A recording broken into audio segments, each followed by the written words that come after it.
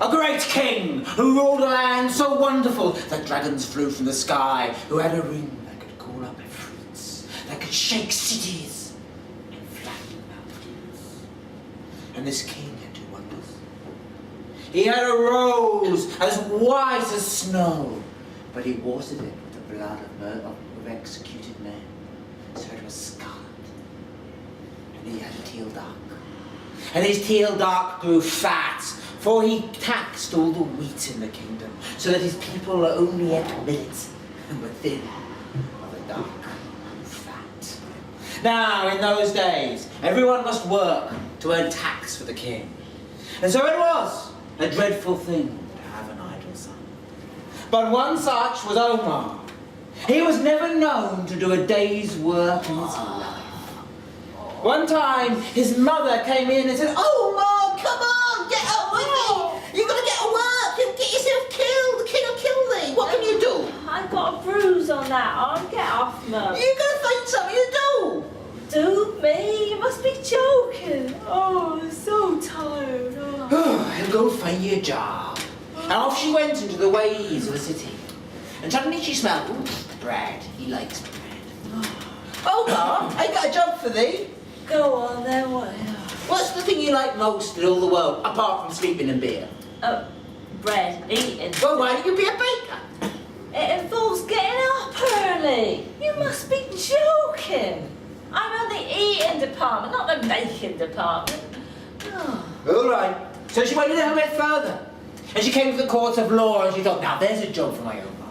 He has a gift of a gab. He can talk the hind legs of a donkey. He'll be able to do that. "Omar, I got the job for thee. You're going to be a lawyer." Oh. I think, Ma, lawyers need to be able to read. Can't you? No, I didn't listen at school. So she went further still and came to the banking houses and she thought, now there's a job. They don't do anything at all and they're wealthy. We'll be as happy as Larry. Omar, you're going to be a banker. Oh dear, Ma. I don't think you've realised, have you? 1, 2... But you're perfect. They can't count either. Many? Oh, I thought bankers were meant to be able to count. They must be able to count better than me. I don't know my numbers, no. It'd be no good having a banker who can't count. All right. So she went further and came to the great temple. And in front of the temple, there were men whirling around, making prophecies, doing nothing, living off carpets. So she bought the most expensive carpet she could and said, "Omar, I got a job for thee. There's a carpet. You got the gift of the gab. Oh, no. You go and go in front of the temple." Oh, no. There you are. Now, make prophecies. Go on, whirl around like everyone else. Get off, Ma. I'm doing it myself. All right. Well, I watched the people at the temple and they didn't seem to be doing much. They were just whirling about and spouting stuff. So I thought I'd do a bit of whirling about. Whoa! And it was true. Whoa. He had the gift of the gab. And a ready eye and an ability to make sound advice. So that when a young boy and said, "I'm sick to back teeth of my parents, will they be here forever?" Oh, my son, I think you'll lose them. You'll lose them long before you're ready to, so I wouldn't worry if I were you. Or to the woman who came in and said, "I want a son. Will I have one?" You'll have the child of your dreams, one way or t'other, madam. Or to the merchant who came in and said, "Will I prosper?" Well, seems to me you'll get everything you deserve, son. And Omar's advice was so profound that his name spread far and wide through the town. Now it happened, up in the castle, the king lost his favourite ring. The ring of his chief wife, the one he had repented having executed. He lost it, or was it stolen? Was it stolen? And so angry was he, that he threatened to flatten the palace. But the vizier said, "No, my lord. There's a whirling dervish, a wonderful man, told my daughter she'd have a son, and she did. Bring him in." And so it was the king sent for Omar. "I am told you are an expert in things hidden." Well, I do my best, my lord. "Well, you are to wait here in the hall, and I will have a thing to be hidden." Oh. And Omar sat in the hall, worrying about his fate. But as he looked round, he suddenly realised the hall was for people he knew. Oh, there's that woman I helped. Yeah, and there's that merchant. He's looking all right, isn't he? And there's that soldier. Oh, he looks quite cheerful. But in the back of the hall, there was a little furtive man. And the furtive man seemed to be staring at Omar, a little scared. I don't know him. I wonder he's got a guilty look about him. I wonder what the problem is. And Omar looked at him long, wondering where he knew him. Do I know you or not? But then the king summoned him and said, Omar! Yes? I have been told you can find things. I have lost my favourite ring. You will find it.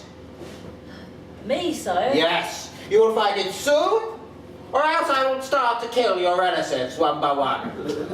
All right, deal? If you find it, of course I will make you wealthy. You can live here with me and find things. Oh, give me a little time. Do so.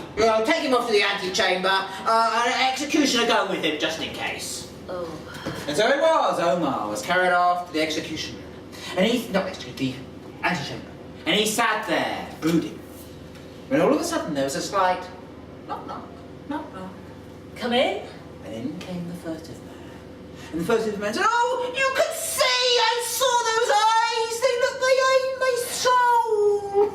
What a bit of luck it is to have a reputation that precedes you. You saw it in my soul. You saw I stole the ring, but Oh, I did I only indeed. got it because my mum's sick. Oh. She needs wheat, but she can't afford to eat. And I wanted to sell it, but I can't sell it. It's too well known. Ah, the king doesn't pay you enough, I take it. Pay? Oh, no. Listen, I'm not going to turn you in. I can't do that. But, What we do? well, wait a moment. Let me think. I know. The king's duck. I want you to try and force feed the king's duck that ring. Oh, it's so greedy, you'll eat anything. Great. We'll bake it a little cake or something like that. Feed it to the king's duck, and I'll do the rest. Oh. So he fed it to the duck. And then Omar came before the king. Oh, right, Your Majesty. Have you found the ring? Where is it? I've thought about this long and hard, and I've tapped into the cosmic force, and it came to me. I'm afraid you know your enormous teal duck. The wonder of the kingdom. Yeah, well, it's in your ring. It's inside the duck. That ring is to be found inside the duck. I'm afraid you might have to kill it, so... Bring the duck here. All right, Omar. I will have the duck killed. And if the ring is inside it, I will reward you. And if not... I can guess, so... Right.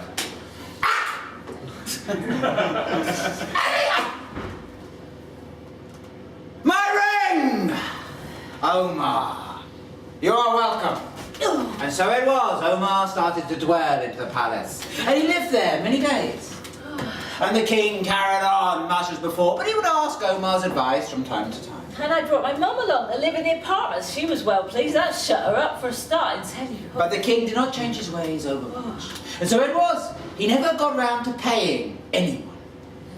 And so it was, one day, drawn to some desperation, the 40 men of his bedchamber stole the great treasure of the king that had taken 40 generations to amass. And if the king had been angry about the ring, that was nothing to this.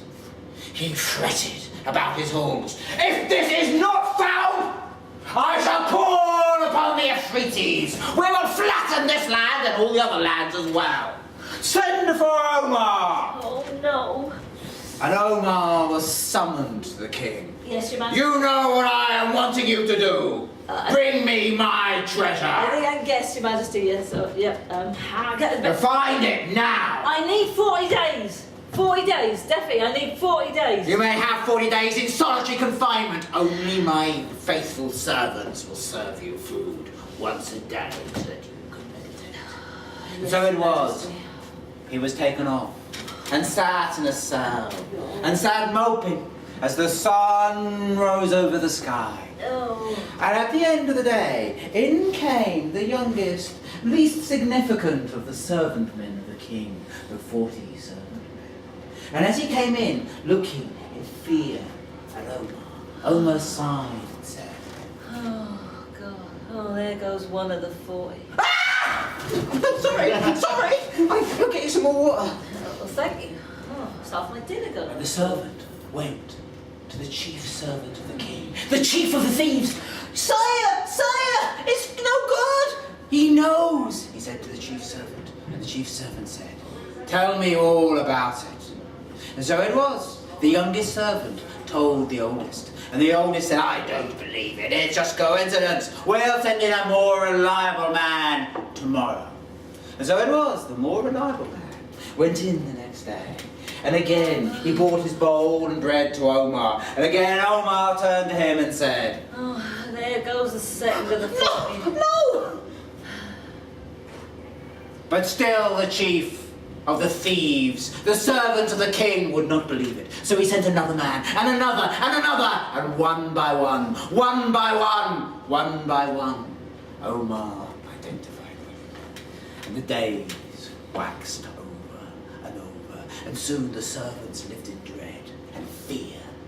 Until it was the 39th day, when at last the chief of all the thieves said, it is my responsibility. Let me go and see if he can identify me. And so it was, the chief brought in the water and the bread. Here you are, Omar.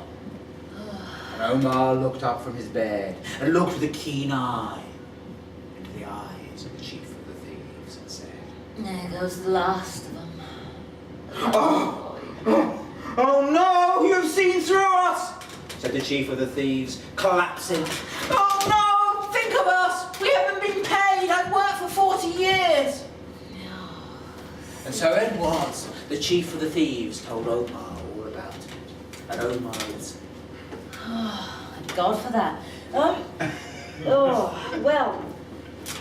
I'm not going to hand you in. Thank you! You've been complete idiots. Now stop that. Get up off the floor. Thank you. What do you think I am, the king? Stop that.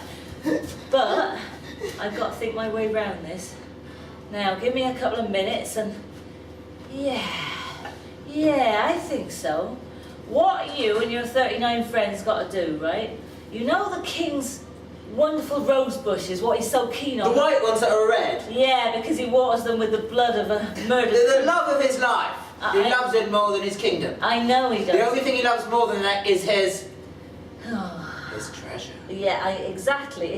I want you to dig up those roses, plant all the treasure underneath it, and then plant the roses back again. Dig it up, stick it all underneath there. If you and your men can do that... We could do that. Well, if you do that tonight, that'd be save all our heads, and I won't tell him it was you lot. Oh, thank you, Omar. Get off! I hope you will not always be inconvenienced us.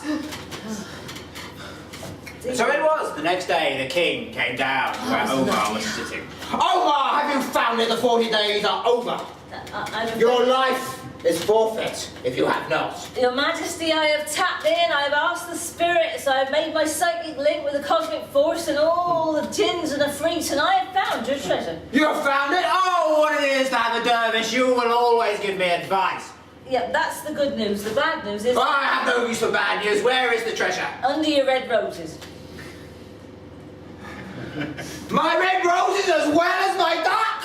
Yes. Oh, what fate is this? I am cursed. Are you sure? Yes, Your Majesty. The spirits told me that the roses were taking some kind of vengeance. And all right, call for the executioner. I'll do for you particularly unpleasant things if you are wrong. I'm right, Your Majesty, I promise. So it was, the king dug up the red roses. And sure enough, it is there, the treasure of my forefathers! Oh, Omar, how can I reward you? You will be always my prophet. I'm afraid, Your Majesty, that in this last great feat, this last great act, all my magical powers are spent. All? All. I am empty. I'm a mere vessel now. I have nothing more to give anyone. What luck! I will give you a 40th of my treasure, and you will be my great guard, my great advisor from now on, Omar. No magic powers, though, Your Majesty. I understand no magic powers, but I have no red roses and no duck. In that case, Your Majesty, I accept. And so it was. Omar and the king became a famous pair, and the king became a wise and good leader. And Omar? Well, he was the most popular, the wealthiest, and perhaps the most relieved of all the courtiers. My mum left me alone as well.